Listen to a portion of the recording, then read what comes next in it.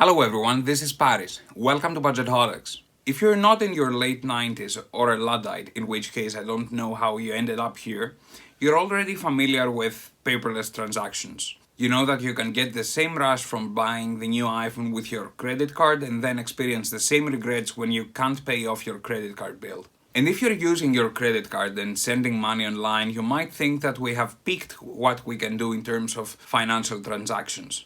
But this isn't the case. The problem with using a credit card is that your bank or your credit card company is charging you fees, and you don't see those fees because the merchant is paying those fees. However, the merchant shifts those fees to you in terms of increased prices. In today's video, we're going to talk about cryptocurrencies and Bitcoin in particular, and we're going to explore how this new technology has revolutionized finance. If you're interested in personal finance, investing, and wealth building, please hit the like and subscribe buttons and share this video with anyone you think might be interested in cryptocurrencies, Bitcoin, or investing in personal finance in general.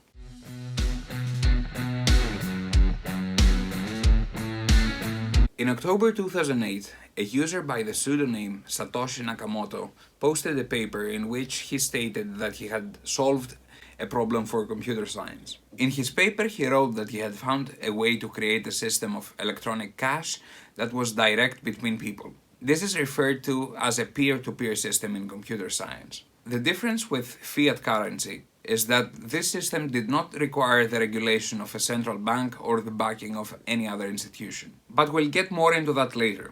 So in general terms, Bitcoin and cryptocurrencies are a form of digital money that's only available online through the internet. And people can exchange these currencies as simple as sending an email. Many of you might ask, what's the purpose of such a currency? I can already send my dollars, my euros, my pounds online. That's the case for you and me and a very small privileged percentage of the population.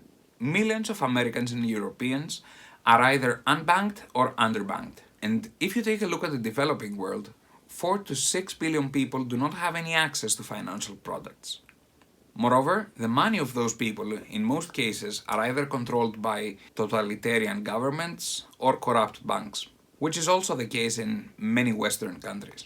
Andreas Antonopoulos, who's done a lot of research in Bitcoin, has referred to Bitcoin as the Internet of Money, meaning that Bitcoin will do to finance what the Internet did to data. To give you some perspective, when the World Wide Web came out, information monopolies were no longer a thing, and to a large degree, information censorship was a thing of the past. The speed of data transmission increased at an exponential rate. In terms of data transmission, the first MMO FPS game, Doom, came out in 1993. The total size of the file you needed to download in order to play the game was 2.93 megabytes. Depending on where you lived and the quality of the infrastructure in your region, it would take hours to download the game, sometimes even a full day. Today you can download a 4K movie which is 100 gigabytes in 8 seconds. 1 gigabyte is 1024 megabytes. So a 4K movie is 43,000 times larger than the original Doom game. And if you do the math, this means that from 1993 to 2020 you can download data from the internet 464 million times faster. But despite the mobile apps and the websites, the banking sector has not been particularly innovative. Apart from some minor innovations, financial products are not qualitatively different from what they were in the 1950s. And these products are still not available to a majority of our planet's population. Returning to Satoshi Nakamoto's paper, 3 months after its publication, the network was created. And this network is called blockchain. Firstly, let's look at how Bitcoin is created. Before paper bills, people relied on coins of gold or silver for their transactions. Cryptocurrency is created similarly to how people used to get minerals, by mining. Only in the case of Bitcoin, instead of physically mining with a pickaxe in a tunnel, the mining takes place in your computer. And while mining, your computer is operating as a calculator, solving different complex equations and solving different riddles. The more you mine, the harder it gets to find the next ore of gold. Bitcoin is by design a deflationary asset, meaning it has a fixed, limited supply. When different computers are mining on a network, they're competing for who will get the answer first. Every 4 years, the reward of each computer is cut in half. So by 2141, Bitcoin will no longer be issued, and it will have capped at a quantity of 21 million coins. This is a rule enforced by every system participating in the mining network. This network is called a blockchain, and you can think of a blockchain as an accounting ledger. The difference with traditional accounting ledgers is that instead of being held by a single individual or a single entity, a copy of the ledger is stored in each and every block of the network. When computers on that network are mining, they're validating each transaction and they make sure that no counterfeit bitcoins are circulating in the network. As you can imagine, mining Bitcoin requires a lot of power and a lot of energy. Hence, in order to compensate them for their expenses, miners are rewarded with an amount of currency in their wallets. The more miners you have in a network, the more people are validating transactions, and the more secure a currency is against hackers and other types of manipulation. And storing data about currency transfer in that ledger is only one application. This technology could be used to store stock certificates or even real estate titles, and the ownership of these titles could always be validated by everyone in the network. Everyone can look into a wallet and all the transactions it has participated in. You just need a wallet address. However, the information of who the wallet owner is not accessible to anyone. If you want to learn more about Bitcoin, check out The Internet of Money by Andreas Antonopoulos, for which I'll leave a link down in the description.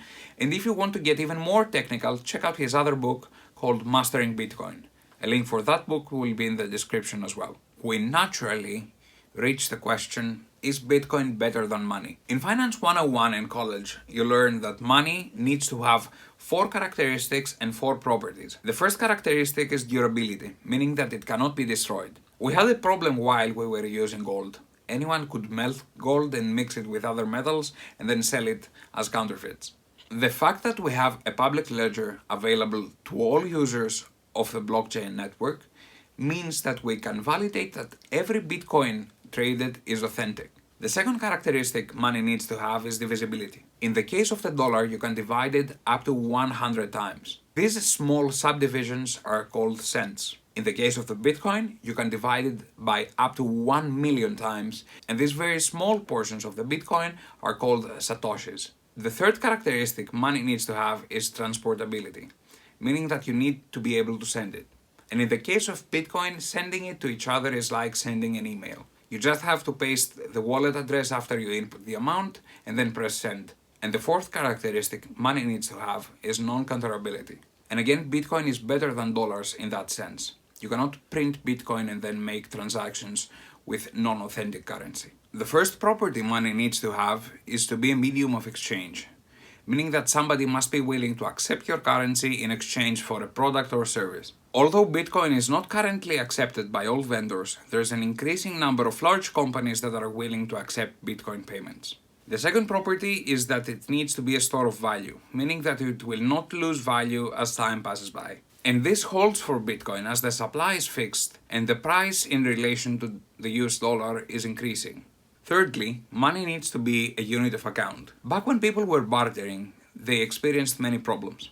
For example, if I had bananas and I wanted to get some milk, I'd have to either find somebody who's willing to trade milk for bananas or involve another party who's both willing to accept bananas and who can trade something for milk. When we transitioned to money, these transactions became a lot easier because everybody was willing to trade for a currency as they knew that everybody else was willing to accept this currency. In that sense, Bitcoin is currently a unit of account, as there are many products you can buy with Bitcoin and the clear trade-off between buying one product or another is present. Finally, money needs to be a standard of deferred payment, meaning that if I can use money today to make purchases, I can use this money today to make purchases in the future. In other words, for something to qualify as money, it needs to be loanable.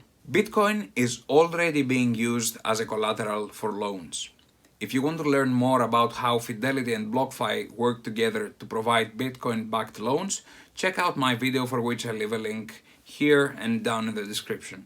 So we've made sure that Bitcoin has all those characteristics and all those functions, leading to how can I buy Bitcoin? You don't need to be a computer genius to buy Bitcoin. You can download a number of apps on your smartphone.